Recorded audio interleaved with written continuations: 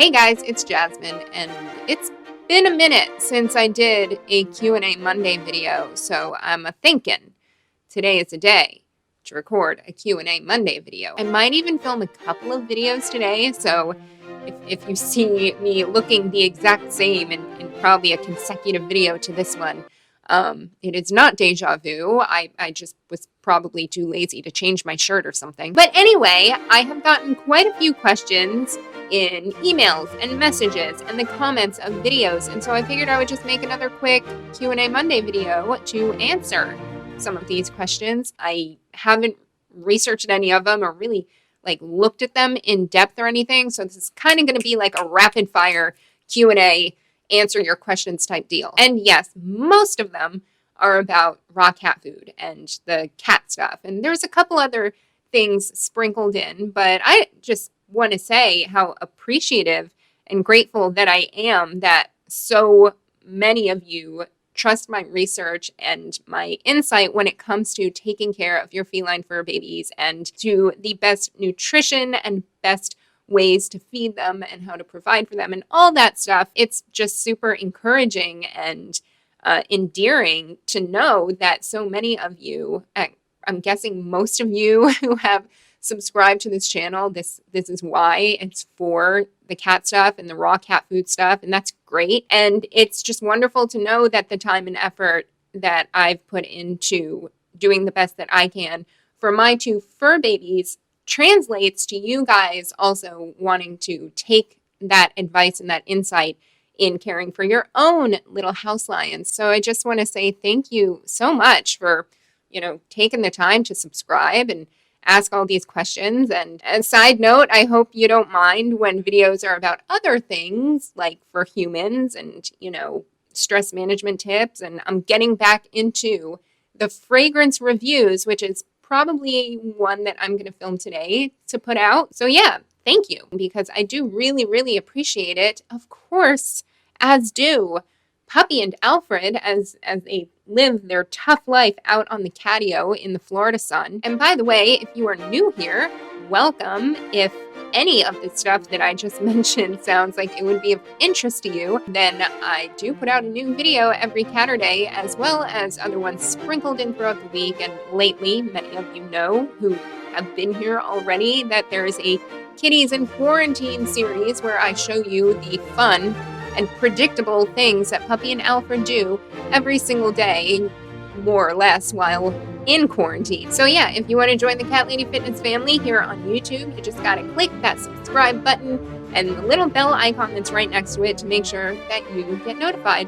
whenever new videos go up. And if you're watching this on Facebook, then just follow our page or like our page, Cat Lady Fitness, and I put out the same videos there, as well as fun pictures and posts and things. Okay, so let's get straight into these questions. The first one is, hey Jasmin, thank you for all of your videos. I have just started to feed my cat raw food, and I have a few questions if you don't mind me asking. Okay, so here's the real first question. Do you rinse the chicken and meat, livers, hearts, or gizzards before you cut it up? No, I do not. And I actually think I talk about this in the video about cross-contamination and bacteria, which I'm going to link anything I talk about in the description below, because I have a feeling I'm going to be directing you guys towards specific videos for a lot of these questions, which I have for most of them. So I don't rinse the chicken or any of the meat or the livers or the hearts or the gizzards. And a part of the reason why it's actually suggested that you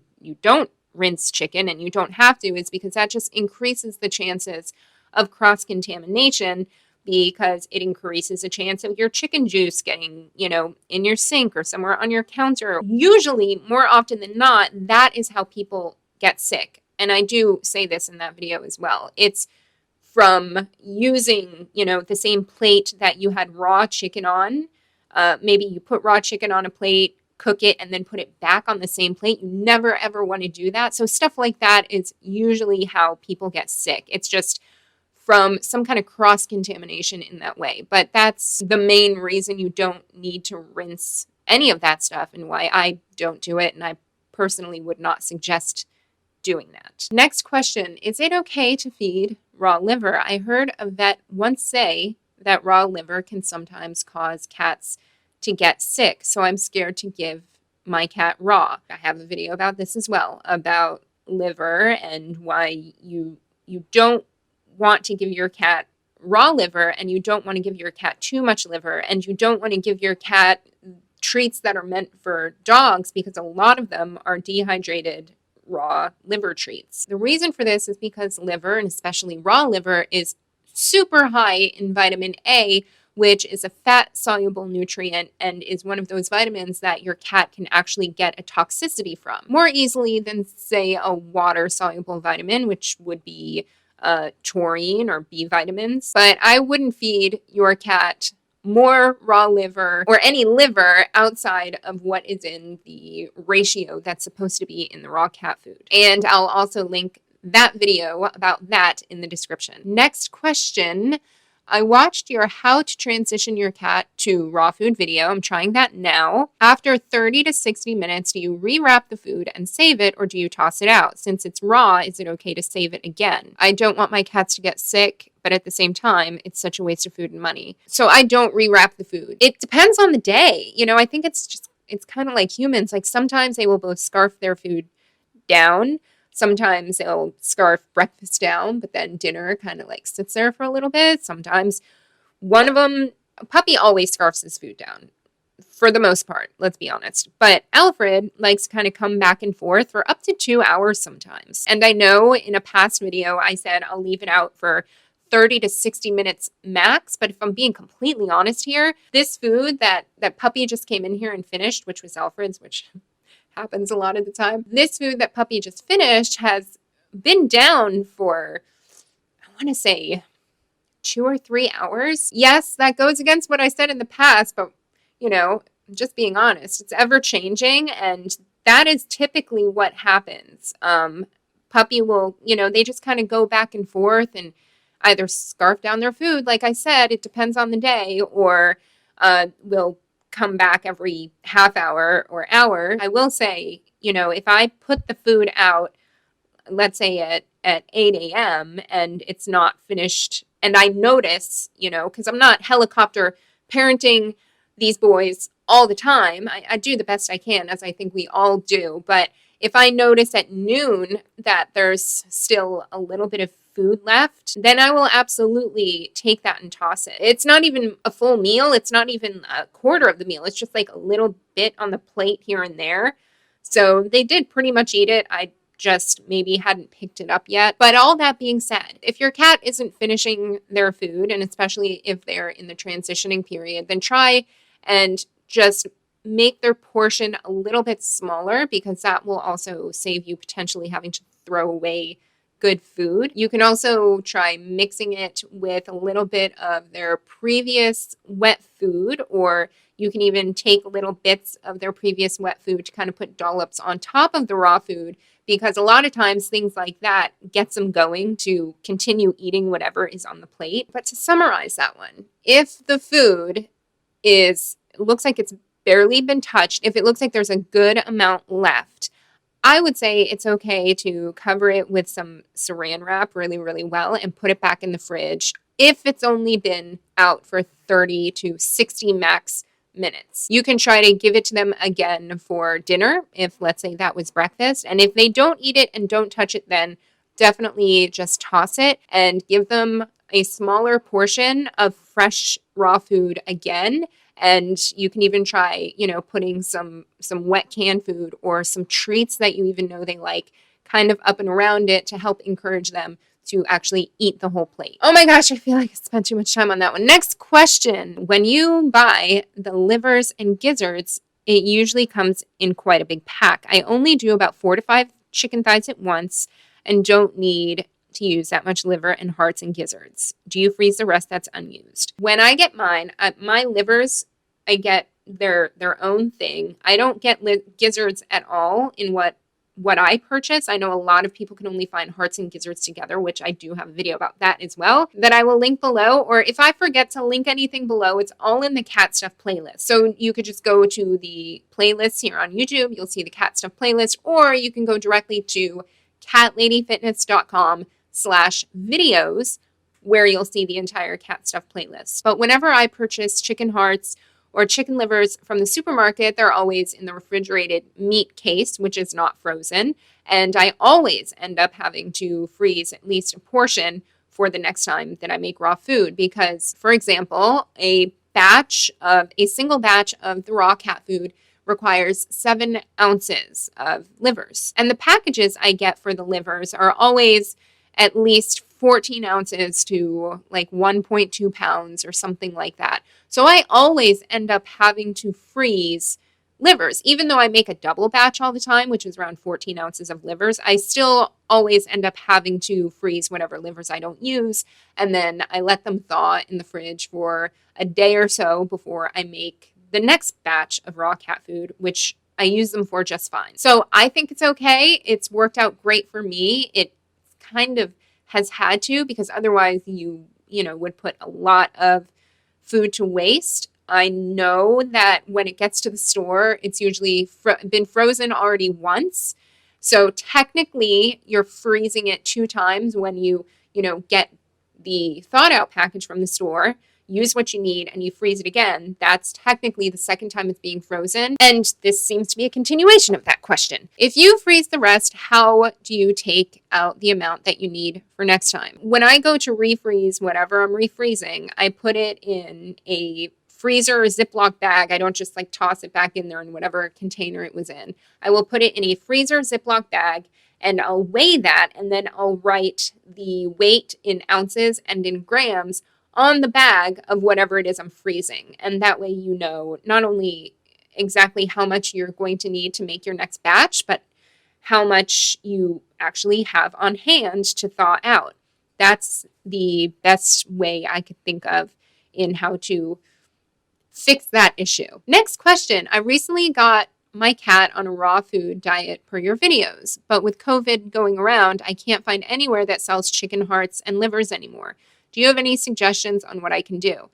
This is really interesting because my hookup at my meat department of my supermarket just told me a few days ago that there's definitely going to be a chicken shortage to some extent in the United States, because they said, I believe, that Tyson had already closed its plants.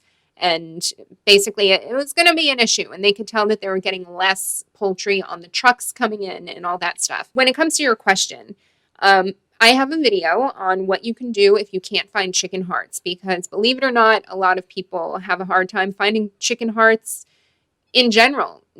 Even, despite it being not COVID-19 time, chicken hearts can be a hard commodity to find, especially if you don't live in an area with a certain kind of demographic where it's popular as a part of the cuisine culturally. So I'll leave a link to the description below where I explain what you can do if you can't find chicken hearts and how you can make up for it and substitute the nutrients correctly for it when you're making raw cat food. And I'll also, like I said, put the video about livers and possible substitutions for livers you can use. And if there is something, if you notice that you can't find a video on something and still want an answer to it, obviously, just leave it in the comments below. I might make an actual dedicated video for your question, if not direct you to a video I've already made about it. Next question, are Puppy and Alfred related? If you guys haven't noticed, I've actually been introing videos lately with an answer to this question, I feel like, because I get it all the time. No, they are not related. They are not related at all. Puppy is 11 years old and Alfred just turned 6. And I adopted Alfred maybe a little bit over a year ago, close to a year and a half ago now. And I've had Puppy for 6 years, I want to say, 5 or 6 years. And no, they're not related whatsoever. Next question, as a cat person, do you know if cats like bunnies? I think it depends. I think if it's some kind of feral cat outside, or, depending on the temperament of your cat, that they would like a bunny as lunch or something, as prey. I think if you raised a kitten and a bunny together, you see all the time on those cute little dodo videos and stuff. And then they can grow up to be best cuddly friends and buddies. Very interesting. I love all that stuff because you see correlations between like children. At least I do. I see correlations between children and cats and kittens and being a cat parent versus, being a parent.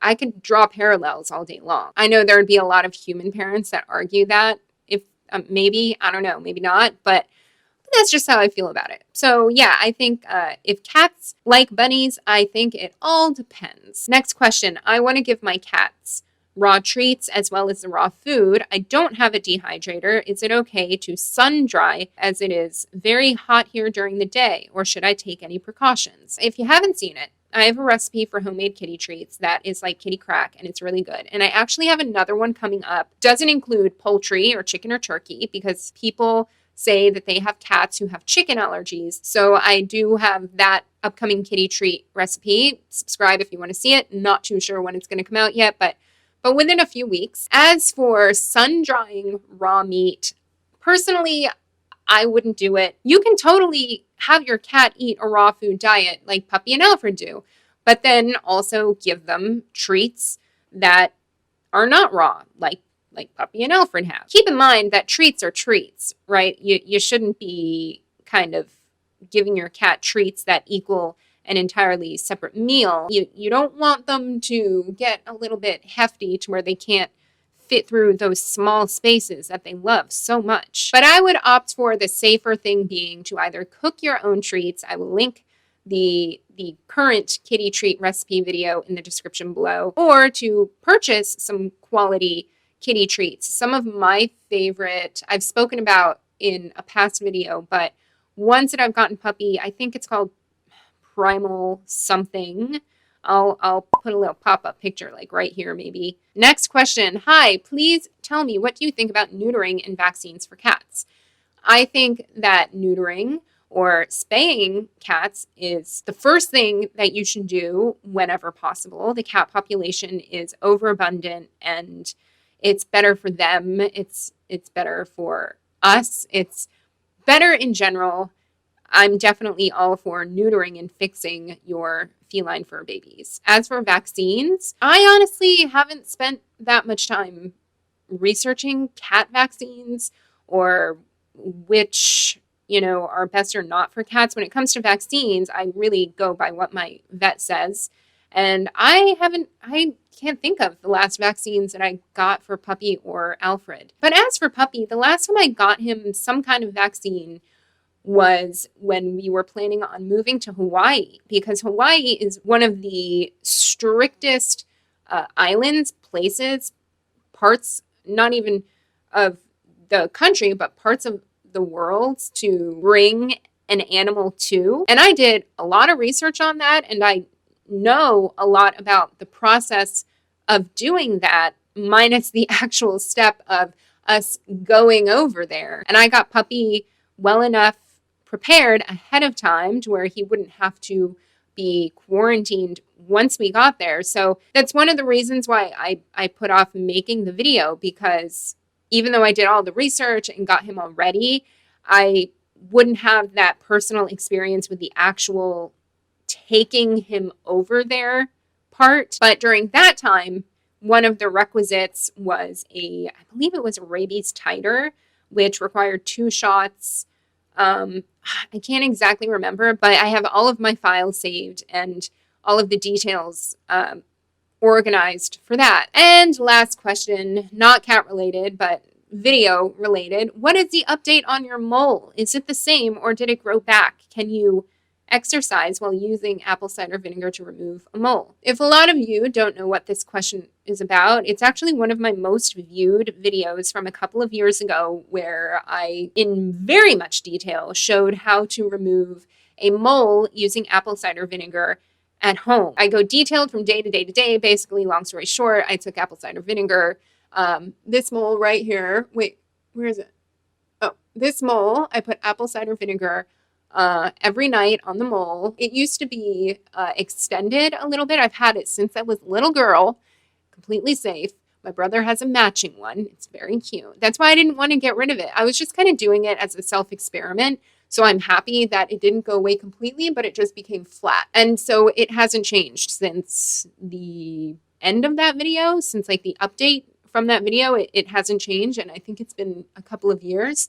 So that's my update for that. As for can you exercise while using the apple cider vinegar, I just wore it at night. I didn't put it on, during the day. So it would be off during the day. So you can absolutely exercise, and sweat would honestly help the healing process and the skin rejuvenation and the blood flow. So it would honestly help the cause, I would think. So yeah, if you haven't seen that video and you want to see that video, I will link it in the description below as well. All right, guys, that is the A to your Q for your Q&A Monday. I hope you found some answers to your questions in there. Obviously, I don't outline or script this kind of video, so I feel like I blabbered on a bit for a few of them, but hey, remember to check the description for all of the links of anything that I spoke about today. And if you did find this video interesting or helpful, then please do click that thumbs up below, because that helps me know the content that you like to see. Also, remember to subscribe if you want to become a part of the Cat Lady Fitness family, and to like the Cat Lady Fitness Facebook page. And of course, if you have any other questions that you perhaps would like to see answered, I don't know when I'm going to do another one of these, but just go ahead and put it down in the comments below, and perhaps I will do another one of these sooner than later. Oh, and by the way, if you're interested in Alfred's DNA test results, I'm going to have that video out maybe even this upcoming Catterday, and going to show you guys comparing them to puppies, which I haven't even looked yet. So we're going to learn together how not similar, how unalike they actually are genetically, despite looking almost like twins. But all that being said, thank you guys so much for watching. I hope you have an awesome week, and I'll see you in the next video. Bye.